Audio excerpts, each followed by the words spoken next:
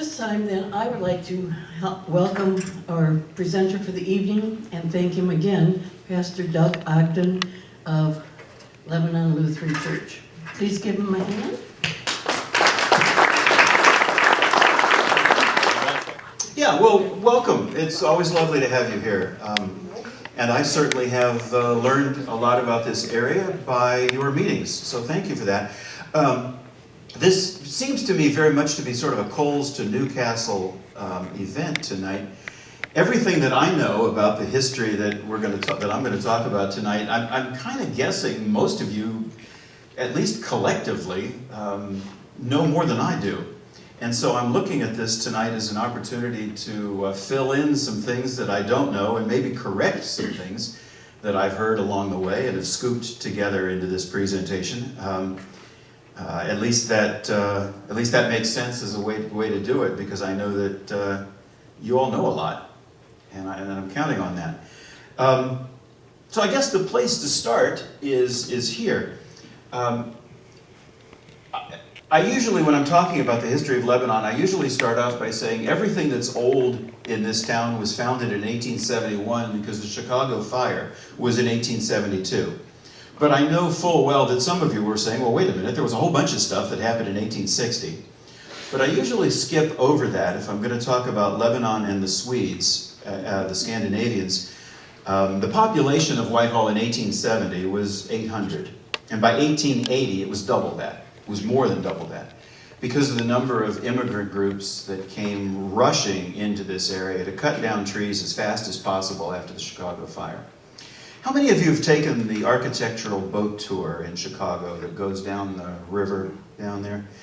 You really get a good view from that boat tour of the lumber that's underneath all of those buildings that they called Grade 1 lumber. And the main feature of Grade 1 lumber was not only that the boards could be really, really long, but there were very few knots. And you get kind of a sense of that when you look at this wall, which is Grade 1 number, very few knots in there. And that's one of the things that made it so unique to this area. When Cheryl asked me about doing this talk, it's because I had said something about the lumber that you see really clearly when you go up in our bell tower. And she didn't think that taking you all the way up into the bell tower was going to work out very well. So I've taken some pictures of the trek up into the bell tower. And there's just a couple of things that I wanted to show you along the way as you get up there. But this wall, and this is the first place where you can help me out. To the best of my knowledge, Lebanon Lutheran is the only remaining institutional building that's built out of that Grade 1 lumber. I don't know of any other. There may be some private residences that go back that far, and I just don't know. But I think this is the only remaining institutional building. This wall right here and the main church building. The history of things sort of starts off here. This is the historical marker that was put up at Lebanon in 1985 that gets you started in how this happened. And I know you're not supposed to read from your PowerPoint, but I'm going to read from this anyway, because this is what the marker says. And we'll wait until Rick gets here, because he knows most of this stuff too, and he loves to correct me when I say things that I shouldn't. So, hi, Rick. During the mid-19th century, so in the 1870s, immigrant Swedes, Norwegians, and Danes settled into this area. 1868, they organized the first Scandinavian Lutheran church with the Reverend T.H. Ward as pastor. I have been unable to find anything out about T.H. Ward, especially how somebody with a very English name came to be the first founding pastor of a church that did not speak English in 1872. If anybody can find out anything about T.H. Ward, I would really be interested in that. June 2nd, 1872, the Swedish members of the congregation withdrew to become part of the Augustana Synod and formed, this is the whole thing, the Swedish Evangelical Lutheran Lebanon Church of Whitehall. That is the formal name of this corporation. The history book of Lutherans was written by a Swede, Conrad Bergendorf, and he says that this separation between the Norwegians and the Swedes, he refers to it as a peaceful separation. Not on the ground, it wasn't, but maybe from where Connie Bergendorf sat as professor of the Swedish seminary, it looked a little more peaceful. It wasn't quite so peaceful, and I want to get into that and why that's significant. But they did call a theological student. He had just graduated from the Swedish Lutheran seminary, which at the time was in Maywood, New York, as the church's first pastor. He got ordained on the way up here and became the first pastor, served here until from 1872 to 1875. The Swedes met in that Scandinavian church until 1877, when they built this, and the book calls it the Gothic-inspired church, using lumber cut from the surrounding woods. Now here's where the story takes a little bit of a turn. Both Henry Rossler and Dave Gelvin told me this story multiple times, and you know that neither one of those gentlemen would have embellished. But they frequently would tell the story about how when the Swedes were starting to build this building, and the lumber companies were down here in the lake, one day the lumber company folks came in and discovered that their boom log, which was the log that pushed all of the logs down the river that belonged to one lumber company, that long straight log with the brand for the lumber company on it, that this boom log disappeared. And somebody got the idea that since the Swedes were building a church up the top of the hill, they should go check out and see if the Swedes had their boom log. And according to Henry and Dave, why, yes, we do have the boom log. And that's what this church was built on, a purloined boom log. And I guess that according to Henry, at least, there was an agreement that when we're done with it, we're going to give it back. We doubt that that story happened that way. But why let facts get in the way of a good story? There is, however, a note in the record book, the minutes from the 1870s, which have this rather cryptic sentence in it. When it came time to build a parsonage, a committee was put together, and they were instructed to borrow lumber from the lumbermen of White Lake. I don't know how you borrow lumber if you're going to build a parsonage, but that's what the records say. So it's possible that the story of the borrowed lumber, whatever that meant for the parsonage, got transferred to the main boom log of the church, and frankly, that's a better story. But I wouldn't want to see it in print in the history. That picture that's on the top there, which you can't see, shows a picture of the church on the left and the parsonage on the right, which would have been right where our fellowship hall, brick fellowship hall is, right here. That picture is from somewhere around about 1890. The picture that's down on the whiteboard down there on the far right is about a couple of years later because the trees have grown a couple more feet. And the newspaper clipping shows the trees as tall as the church, so I'm guessing that it's about 5-6 years later. So those are turn-of-the-century pictures that show not only the church building, but then that parsonage, which was built from the borrowed lumber. The Swedes and the Norwegians that came into this area, they did have some culture clashes. Partly because the Swedes would have been farmers, and the Norwegians would have been farmers, and the Swedes primarily would have come from cities in Sweden. So there was a little bit of a culture issue there. And one of the things that we learned about that, if you've ever been up to East Jordan, where they've got the lumber camp and all of the historical displays about that lumber camp, I don't know if you've been there or not, but they have a list of all of the people who died in the lumber camp. And there's an awful lot of Swedes. And one of their theories is that the Swedes coming from the city were not properly dressed for lumber camp, and they probably didn't have the right kind of shoes. And you had to walk out on those logs. And if you had city shoes, that would have been much more slippery. And what they told me the last time I was up there was if you slipped off the logs and landed in the water, the logs closed off over top. Kind of like, if you fall under the ice and you can't find the hole.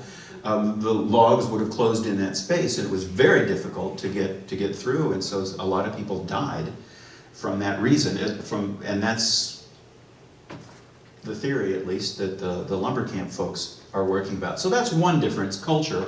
Another was language. The Norwegian and the Swedish language are close enough that you would recognize that they're cousins, but there's just enough difference that you could tell that those people aren't you. And that's always difficult in any organization. There's also sort of a rough history between the Swedes and the Norwegians and the Danes. The Swedes and the Danes had a really bad habit of invading Norway. So I would imagine some of that historical animosity continued to just live in the two cultures. But there's another reason which also may have something to do with why the Norwegians and the Swedes split in 1872, just 4 years after they had put the church together in the first place. The Women's Christian Temperance Movement was founded in the United States in 1873. The Norwegians probably were Norwegian pietists. That means, for shorthand, that means no drinking, no dancing, no card playing. The Swedes were from the city, and they probably enjoyed their sherry more than the Norwegians did. There are some notes in the minutes about how the Swedes were accused of being drunk and debauchery. And the Swedes in the minutes apologize for that and defend themselves from that. But we do have this story. And I suspect that this story has at least a little bit of a ring of truth to it. The land that we're standing on here in Swedentown was once known as Johnson's Corners, after Carl Johnson, who developed all of this area and donated the land that the church is sitting on. But the story was passed on to me that after Carl Johnson donated the land for the church, and the church said thank you, he was not allowed to join as a member because he drank a bit. I suspect that he might have drunk a little bit more than a bit if he drank more than the urban Swedes that the Norwegians were already accusing of being drunk and debauched. Where this became really interesting for me just a couple of years ago, we have a parish registry where we keep track of all the members and all the births and all the baptisms and everything else like that. And at some point in history, and I don't know when, the names and kids of all of the original 20 families that founded Lebanon got recopied into the membership book.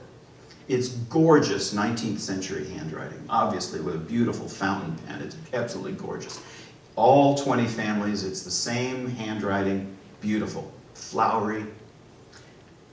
Between families 7 and 8, at the bottom of the page where there's a little space between family 7 and before you turn the page to get to family 8, in what is obviously a 1940s ink pen, Carl Johnson's descendant, Nora Svensson, must have written in her family. Since Carl was not allowed to join, he would not have been one of the original founding members of the church, but he was obviously here, and his relatives and descendants were here. So at some point, Nora wrote her family back into the parish registry, and I'm fine with that. It's a delightful moment where she was like, I did not get to meet her, and I know that many of you have, but I can just see her saying, we were here, we were doing the work, we deserve this, and she penned herself back into the history, and I just think that's absolutely delightful. It would have been the Colville Staples mill that they got their lumber from. Swedish services were held here until the 1930s, and even in 1940, at least one worship service a month was held in Swedish. After World War II, two things happened as far as this is concerned. It was not popular to use European languages. That said, you had a European connection and all things American, you didn't do that. It also suggested in 1940, if you had too tight a connection to the old country, you might be communist or fascist or one of those other European things. And so European languages really died out in the 40s. It's also when flags started appearing in churches and auditoriums to show that you were American and not part of the old old world. This was especially tricky for the Roman Catholics because the Roman Catholics had a Vatican flag as well. And how did you work out the American flag and the Vatican flag, and where were your allegiances? And, you know, by the time we get into the 1950s, there's the whole McCarthy thing where everybody wants to know, you know, are you a communist? Is there evidence that you might be one? And planting a flag was one of the ways of saying that we're really American. So the Swedish language, the Norwegian language, German language, and especially German language in Lutheran churches just like quit abruptly. So we are in this area of Johnson's Corners of Sweden Town. Most of you probably know that Main Street is down here because it's Main Street, Sweden Town, not Main Street, Whitehall. And Sweden Town was actually a pretty bustling place. It had its own grocery store, it had its own sauna, it had its own opera house, it was called.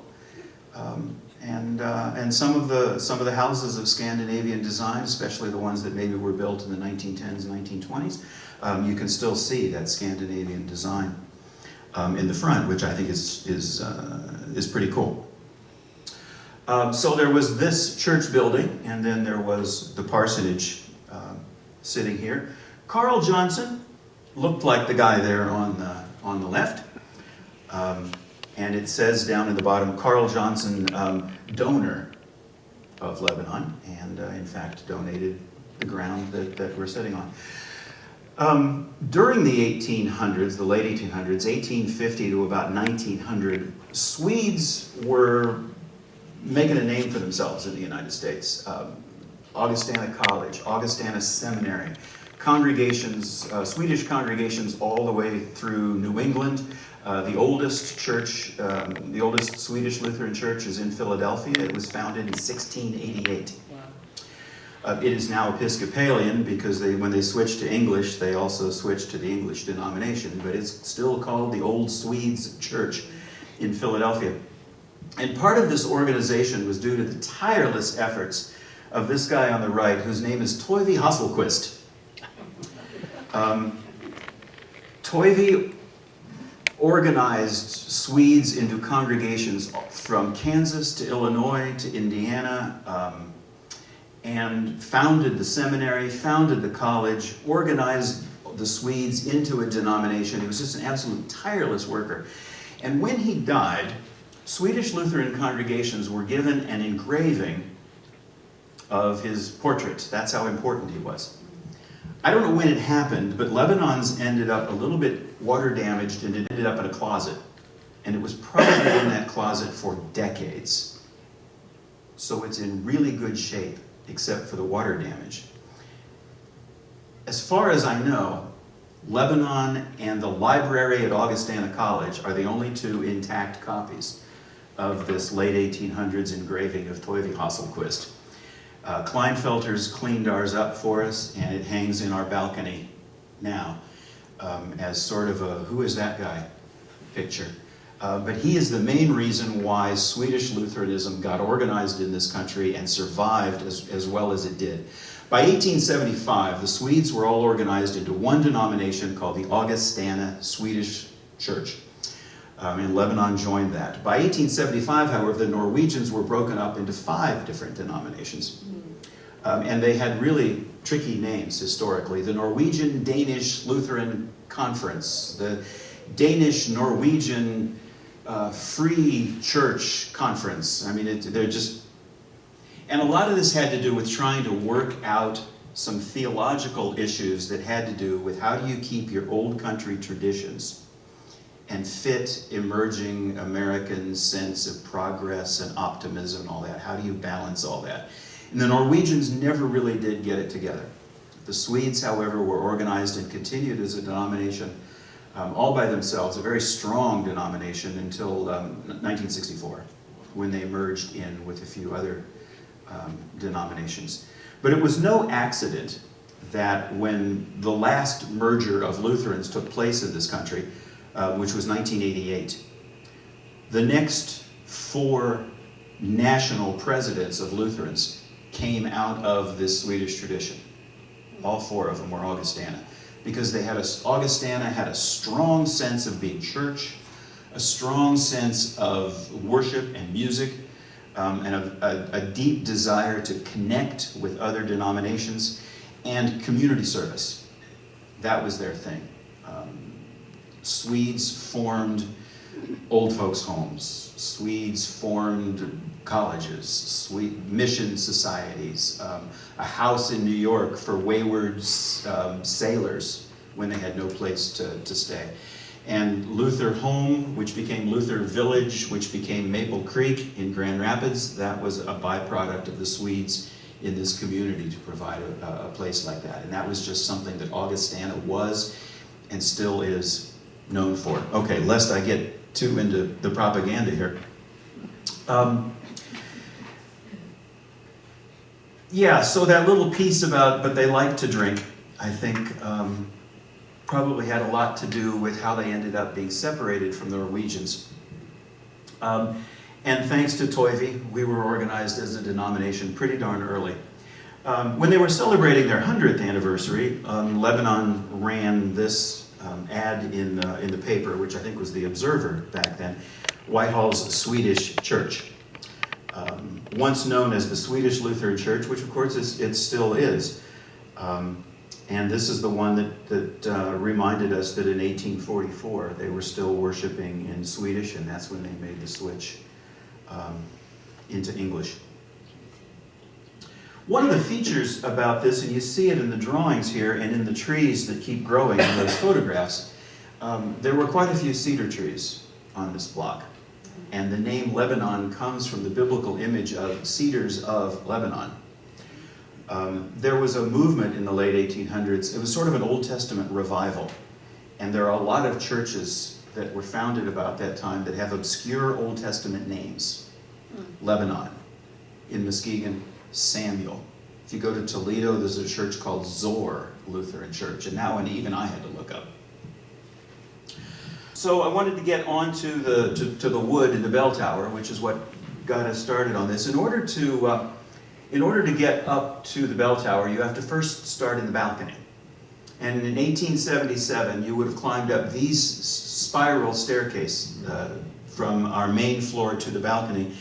I took this picture last week. That's what they look like. They're behind a closet door right now so that nobody in their right mind tries to go up those things. But the kids love it, and if you walk into the sanctuary, or if you walk in over there and open the closet door, this is what you'll see. So in order to get to the bell tower, the first thing you have to do is go up one of the sets of steps. When they built the addition in 1963, they made some nice steps. And that's how you get to the balcony today. When you get to the balcony, there's this ladder. And you have to climb up this ladder through that hole in the roof, and now you are at the level of the ceiling in the sanctuary. This is what it looks like when you open that hole. And you see one more ladder, and now we're beginning to see the wood from the lumber era, which to this day up there is untreated and unpainted. I suspect that it's darkened over the years. I can guarantee you it's dusty. But this is what it's beginning to look like. So we've got a little short ladder that we need to climb up to get to the level of the ceiling of the sanctuary. When you get there, there's one more ladder you have to do. And this takes you up to the bell tower. But you're beginning to see a couple of features here. Not only the lumber, but in the upper right-hand corner, you begin to see what one of the types of what's called timber construction. Your home is made out of stick construction. And this is called timber construction, that the bell tower is basically built with boards going in a horizontal direction that look like a sideways ladder. And that's how we're getting up a little bit into the bell tower. So you climb up this ladder, and the first thing that you see when you get into the bell tower, of course, is the bell. This is what the bell looks like. It is massive. It is about 4 feet in diameter, and it's at least 3 inches thick at its thickest point. And one of the strange features of that, the history record says that when they built the building in 1877, the next year they put in a bell. However, the bell says that it was built by the Buckeye Bell Foundry in 1892, which means somewhere at least 15 years after this place was built, they got a bell up there. And that's the second thing I would really like to know. How in the world they got this massive bell up there. But that's what it says. It says 1892. It is the foundry from the Buckeye Bell Company. The Buckeye Bell Company is located in Cincinnati, Ohio. There were a lot of bell foundries in Cincinnati, and as bell-making business started to slow down, they started merging with one another. But there's the inscription around the bell. Buckeye Bell Foundry, 1892. The Buckeye Bell Foundry was founded in 1837. It became part of the Van Dusen Bell Foundry in 1865. They stopped casting in 1950. Some of you may know about Verdun carillons. A lot of churches in the 40s and 50s had Verdun carillons. Cheryl, you ever played one? No. One of the carillons? There's a really big one in Dayton, Ohio, from the Verdun Carillon Company, and they have picnics out on the lawn and play the carillon. But that's what the bell looks like, and it is mounted on what's called a rotary yoke. What that means is that when you pull the rope to ring the bell, you are turning the bell, and the clapper stays put. Okay? There's the wheel that you turn when you pull the rope. So what this means is when you pull the rope down real hard, let it go back up and hold it, you get ding ding, ding ding. And that's what you hear on a Sunday morning to this day. You get ding ding, ding ding. This bell also has another feature which I was really pleased to discover. Henry Rossler, again, he was telling me about it, and he was just really sad because this feature didn't work. And I said, well, we need to make this work. The bell has a hammer underneath it that when you pull another rope, it goes up and hammers against the bell. And it makes a much sadder, more mournful sound, and that's a tolling rope for who the bells tolls.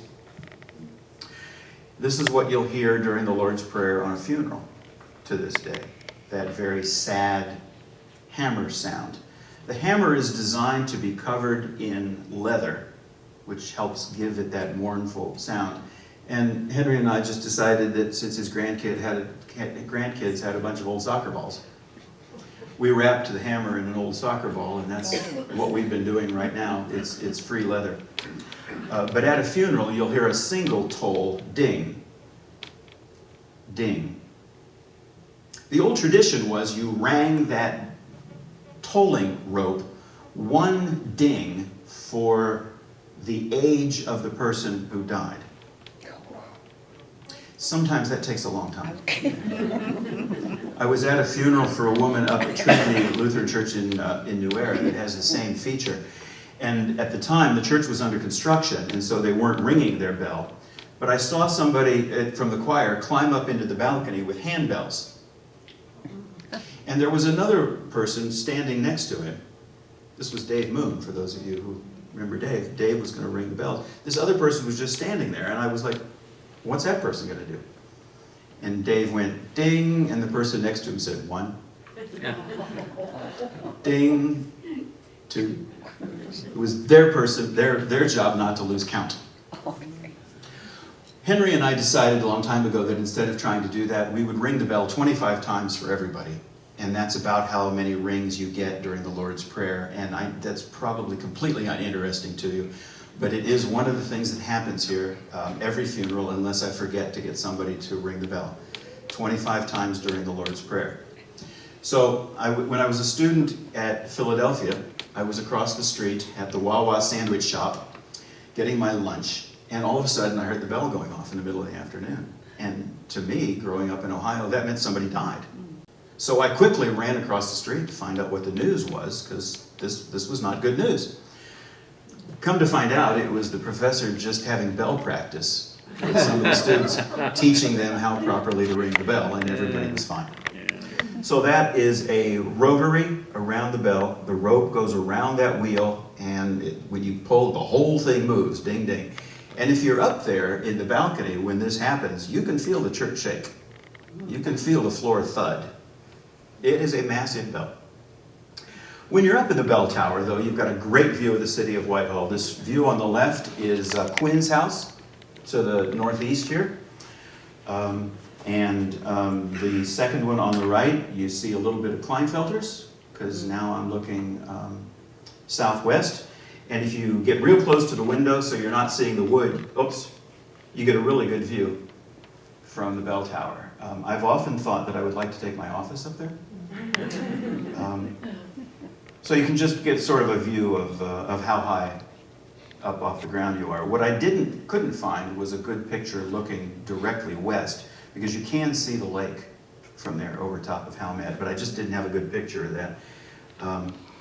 So if a little kid is helping ring the bell, they just grab on, and they can get about 1.5 feet off the ground. And that's kind of fun. A lot of people over the years have carved their names in the bell tower. Many of them carved and dated. To my knowledge, Brian Homeblade is the only one who's carved his name up there twice. Once as a juvenile delinquent, and once as our scoutmaster, 40 years later.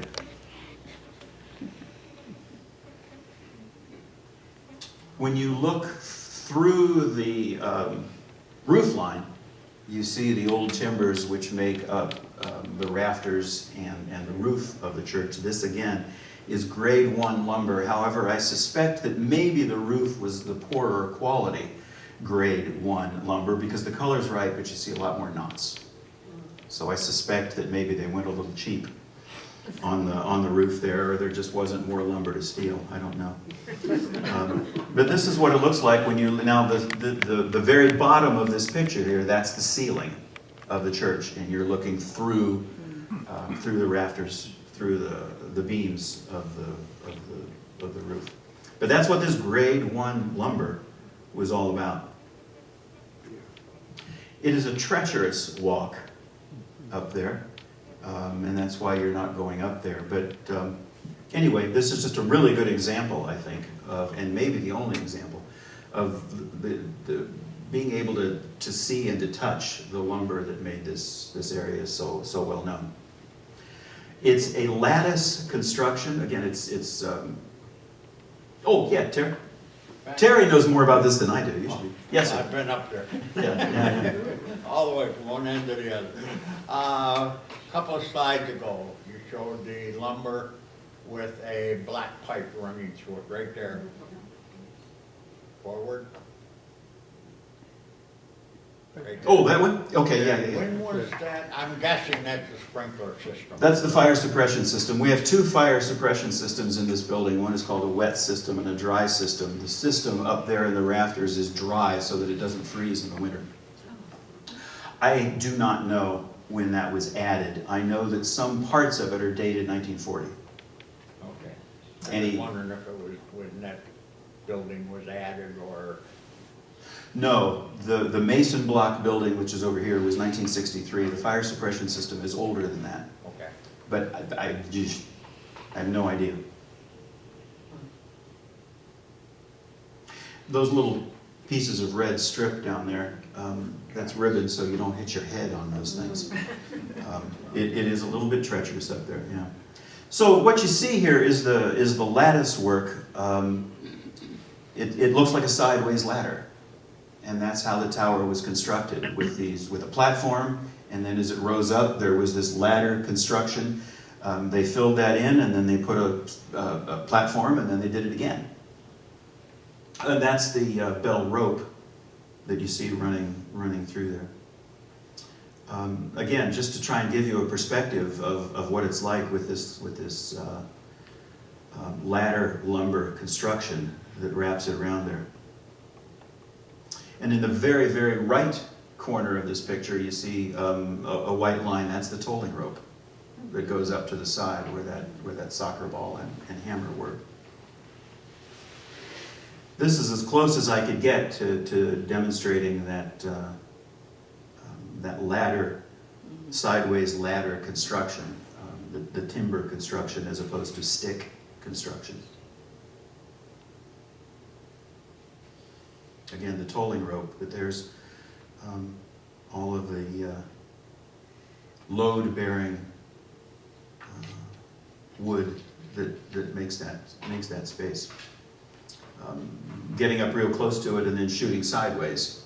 You can kind of see how it's built and how it looks like a sideways ladder, I guess is the best way to describe it. And then once that is put in place, then you see the vertical boards up on top that sit on top of that ladder construction. So it's strong enough, I think, that they could have gotten a bell up there sometime after 1892. None of the records say that there used to be a bell there and they took it down.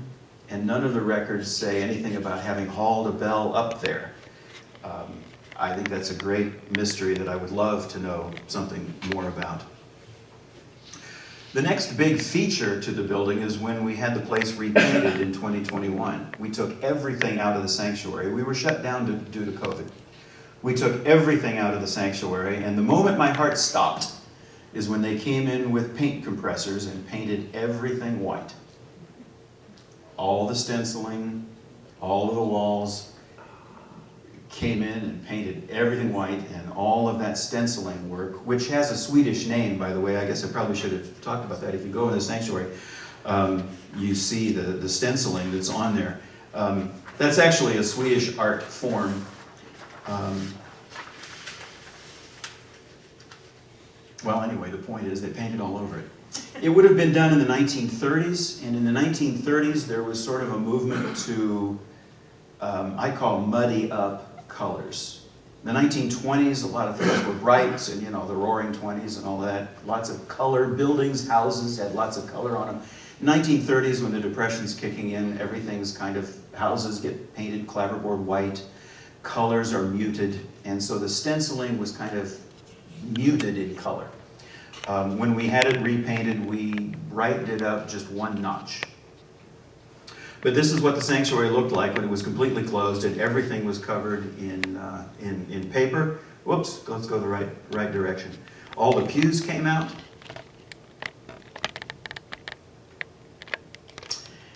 The artists came in here with their sanders and their vacuum cleaners to brush up, to vacuum up all of the sanding dust that they had made. And 6 artists came in with little teeny tiny brushes. And Master Tag made the stencils for us from the originals. And they just went along and redid the whole thing with little teeny tiny brushes, along with a consultant from New York, from Sherwin-Williams, who came in and helped them see how to do it, show them how to do it, and to sort of guide them with some color things. And every once in a while, they would paint something a particular color and not like it. So they'd get the white paint compressors out, paint over it, start it again. There's one stencil work up there that I think has probably got about 7 coats on it, because they just were trying out different colors, different colors, different colors. But, and this is Paul Potter's paint company, by the way, that did all the manual labor. But that's what the guy there on the left is doing, is he's got a little tiny brush that's 1/4 of an inch wide. And he's going over making all of that stencil work come back. It's not quite the same as it was in design. So that's Paul, and they're just going through, and the stenciling goes up around the windows, all the way across the top, so they had to get the scaffolding in order to do everything that's up on top. There he is, up on top of the scaffolding, making it go up. And this is what it looked like, the old stenciling, and the walls were actually a little bit yellowed in color. Pat Mahoney told Dave, who told me, that it was eggshell white, and so it's a little bit yellowed. We used a brighter white this time, and then they just brightened up the colors just enough to make them feel a little bit brighter, but not so much that anybody would really notice. That was kind of the goal. If you do go up into the balcony, you'll see the pews in the balcony are different than the pews in the sanctuary. These are probably the original pews. These are probably 1877 pews that are in the balcony. Everything else got replaced in the late 60s. What's in the sanctuary right now, but that's what life looks like up in the balcony. Just to put a little bit more history onto this, those of you that know Sharon Brown, or knew Ken, in the staircase right here, these 2 stained glass windows going up to the fellowship hall there. They were given in 1988 in memory of Russell and Dorothy Johnson, who were longtime members here and supporters. Sharon Brown made the windows, and they were dedicated to the women of Lebanon Lutheran. And this is what it says: who have served or will serve sometime in the future. Isn't that delightful? The needs of the congregation, and it's supposed to say, and the community. My apologies for the typo.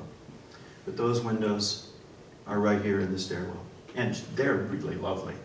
I haven't seen Sharon in a long time. Had seen her for a long time, but I always try and tell her how much I really appreciated these windows.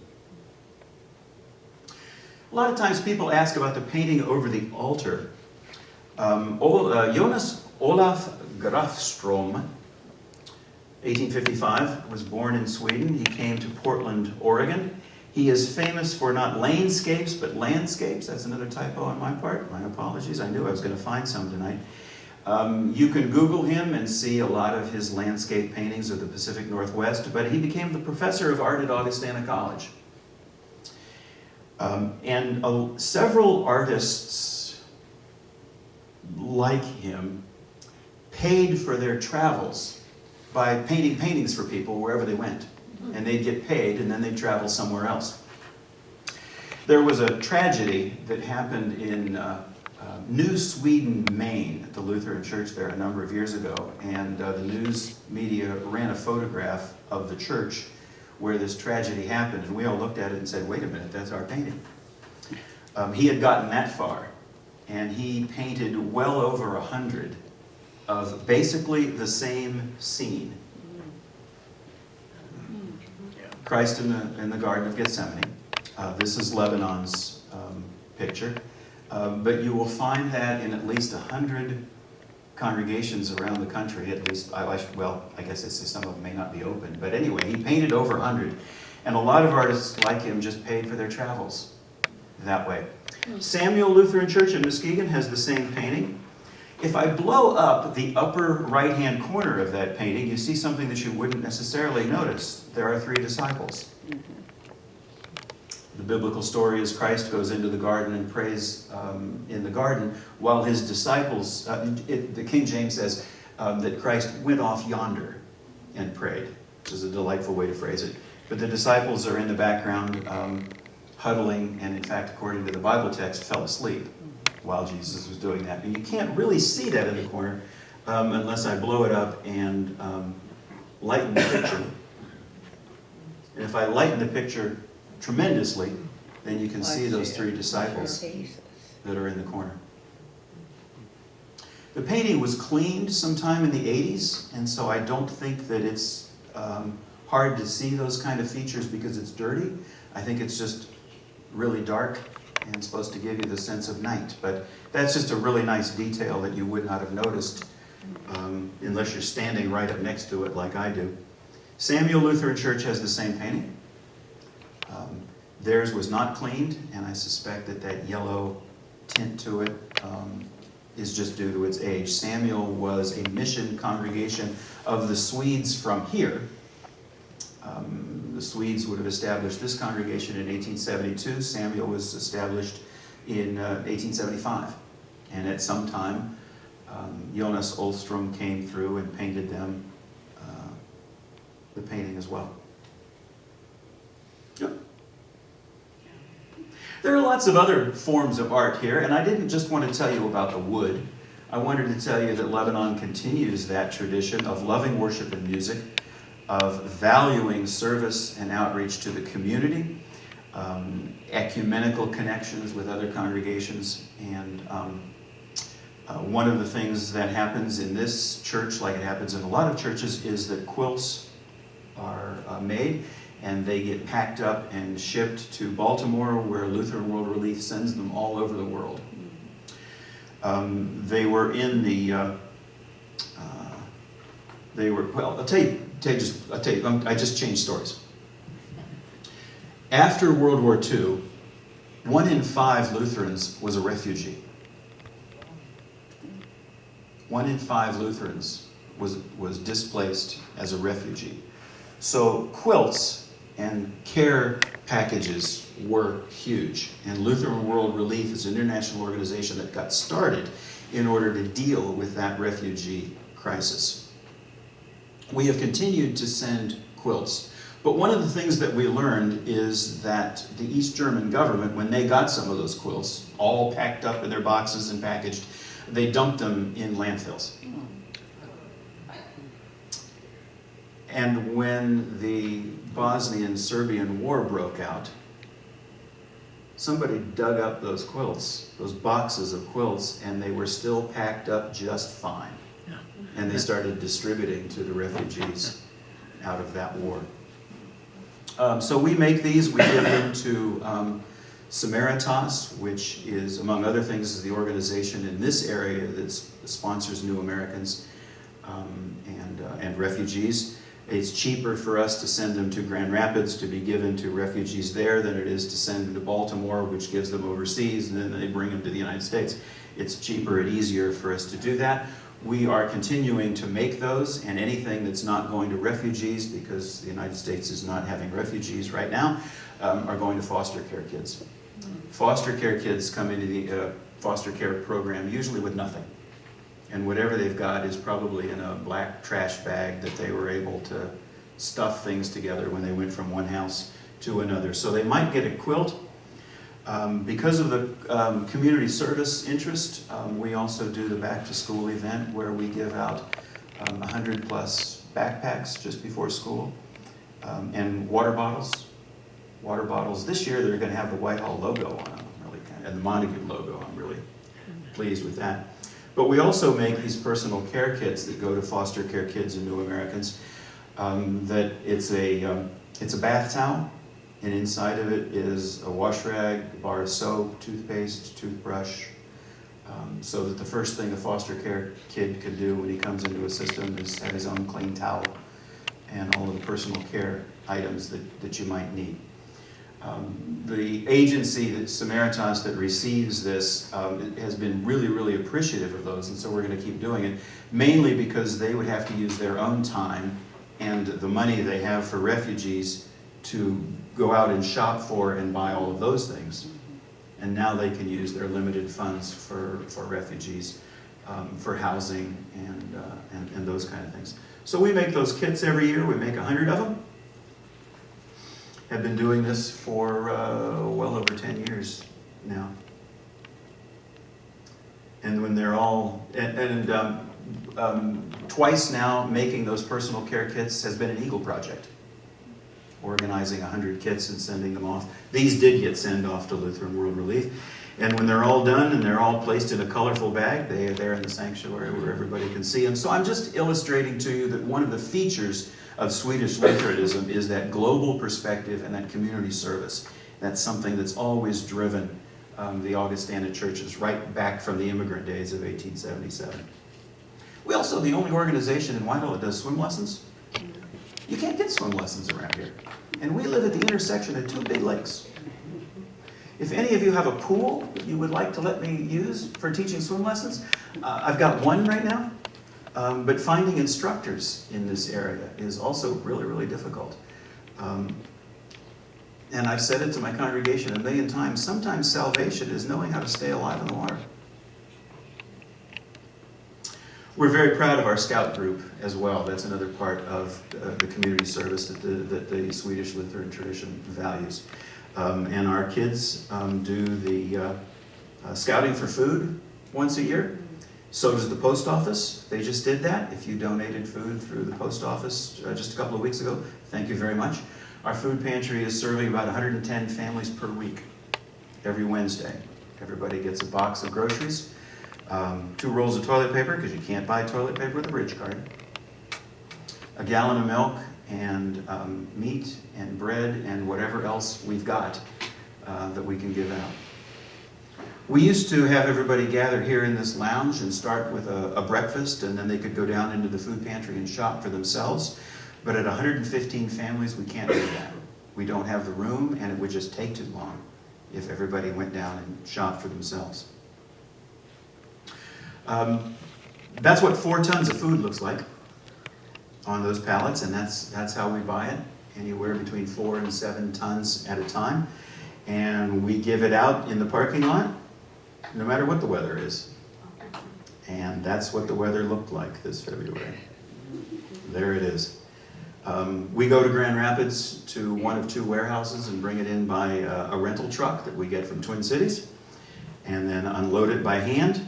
And it has to be fed through a little window because Lebanon's building over here is split level.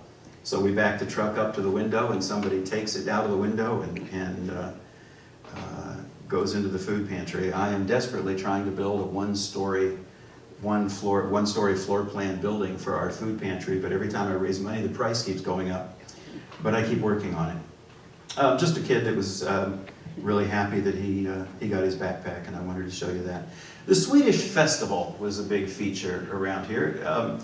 There was some sort of Swedish festival going on way back in the 1800s. It has morphed from time to time. But somewhere around 1936, it became a whole city event. And this is a photograph of the bands. There were costumes. There was a Swedish queen of the parade. And of course, this is downtown Whitehall as the Swedish Festival Parade is going on. The only remaining feature of that Swedish festival today is the smorgasbord dinner, which is held here in the summer. Best meatballs in town. There are still costumes. And that's the table of the food, from the salmon closest to you to the meatballs on the far end. And we will keep that tradition going as long as people are willing to do all the cooking and all the work. But it's just a lot of fun. This is what this dining room looks like when we're getting ready for the Swedish festival. Again, our scout troop, I wanted to say just another word about that. We have 3 Eagles that just received their Eagles this week. The Eagle is the highest award in scouting. We have a boys troop of Scouting for America and a ladies troop of Scouting for America. That is not the same as Girl Scouts. Girl Scouts is a different organization. But we're very proud of our Eagles, and if you look at that wall where you came in right there, you'll see 3 plaques which contain the names and the dates of all of the young people that have received their Eagle, except for the 5 names that we need to add because they've gotten their Eagle just this year. And 2 of them have their Court of Honors Sunday. So that's more about Lebanon than you probably needed to know. I would guess that, as I said before, there are probably some features of this whole history that you know that I do not know. Cheryl asked me about a handout for tonight, and so I have a stack of handouts which contain the pictures that you just saw. If you're interested, there's 50 of them there. Feel free to take them for whatever your use. I wanted to give them to you last. First of all, I didn't want you leafing through the handout while I was talking, because that's just really not very much fun. And also, some of these pictures in here go the entire length of the 8.5 by 14 paper, and I was afraid if I gave it to you first, you might fold it in half and then regret that. So you're welcome to take these handouts. And Terry, what did I leave out? Rick, anything? Well, we're continually, upgrading and improving. We went through a capital campaign here a few years ago to cover this room, repaint this side of the building, paint the sanctuary. We used COVID shutdown time as best we could to do all kinds of repair work. 1877, this building here. In right around 1940, a basement was dug under the sanctuary, and Ken Bernhardt showed me a picture of him as a teenager sitting on top of one of the piles of dirt, watching the horses scoop out the basement.